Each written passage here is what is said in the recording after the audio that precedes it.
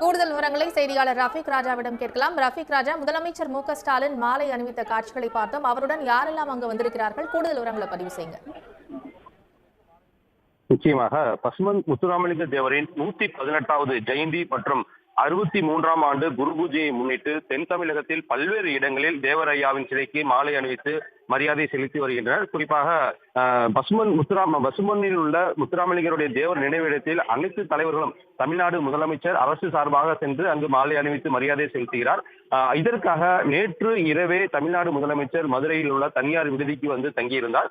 இன்று சற்று முன்பாக தனியார் விடுதியில் இருந்து கிளம்பிய தமிழ்நாடு முதலமைச்சர் தற்போது மதுரை கோரிப்பாளையத்தில் உள்ள தேவரின் சிலைக்கு, அதாவது தேவரின் முழு உருவ சிலைக்கு மாலை அணிவித்து மரியாதை செலுத்தியுள்ளார். இதனைத் தொடர்ந்து தேவர் சிலை கீழே வைக்கப்பட்டுள்ள அவருடைய முழு உருவப்படத்திற்கு மலர் தூவி மரியாதை செலுத்தும் நிகழ்ச்சியும் தற்போது நடைபெற்று வருகிறது.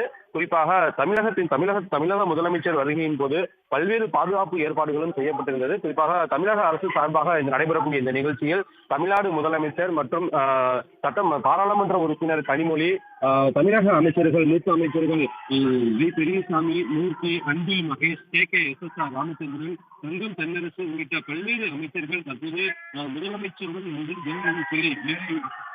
மேலே சென்று மாலை அணிவித்து தற்போது மரியாதை செலுத்தி தற்போது அவருடைய முழு உருவ படத்திற்கு மலர் தூவி மரியாதை செலுத்துகின்றனர். இந்த நிகழ்ச்சிக்காக நேற்று வருகை தந்த முதல்வர் தற்போது இந்த தேவர் சிலைக்கு மாலை அணிவித்து மரியாதை செலுத்திய பின்பு இதனைத் தொடர்ந்து இதன் அருகே உள்ள தெப்பகுளம் பகுதியில் உள்ள மருது சகோதரருடைய சிலைக்கு நேரடியாக சென்று அங்கும் அவர்களுக்கு மாலை அணிவித்து மரியாதை செலுத்த உள்ளார். அதனைத் தொடர்ந்துதான் பசும்பொன்னிற்கு சென்று அங்கு நேரடியாக தேவர் இருக்கக்கூடிய இடத்திற்கு சென்று மாலை அணிவித்து மரியாதை செலுத்தக்கூடிய நிகழ்ச்சியும் நடைபெற உள்ளது. குறிப்பாக தென் மாவட்டத்தில் மிக பிரசித்தி பெற்று வழங்கக்கூடிய இந்த நிகழ்ச்சிக்காக மதுரை, ராமநாதபுரம், தேனி, திண்டுக்கல் பகுதியில் கிட்டத்தட்ட 8000க்கும் மேற்பட்ட பலத்த போலீஸ் பாதுகாப்புகள் போடப்பட்டு மாவட்ட நிர்வாகமும் பல்வேறு முன்னேற்பாடுகளை செய்துள்ளது.